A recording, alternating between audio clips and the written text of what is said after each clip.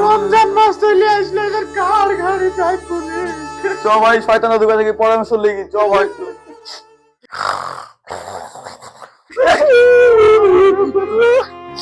দাদা রে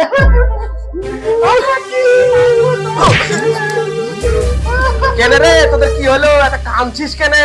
দাদা রে কাল কি রমজান মাস কার ঘরে যাইবো? চুপ কর, শুন আমার কথা।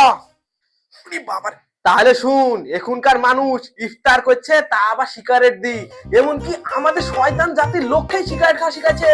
তাহলে দাদু কি উপায়? কি আর উপায়, চ রমজানের শেষে আসবো। এ মানুষের ছা দাঁড়া। ও বড় ভাই, আমরা খুব বিপদে পড়েছি, আমরা ছুঁ আসো না গো। রাত তোরা যেই হোক আমার টাইম নাই, তার নাচ করতে যেতে হবে। ছাড় ছাড় ছাড়। ভাই তোমার সাথে সারা বছর থাকি, এইটুকু উপকার করবে না?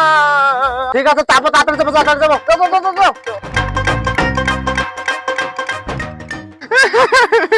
ভাই বিশাল কষ্ট হয়েছে রে, কত কষ্ট করে একটা গার্লফ্রেন্ড করতেছিল, সেও এখন নামাজি হয়েছে। টেনশন করিস নি লাতি, রমজানের পর তোর মতন ওই ছুরির 12টা ভাত আর হবে।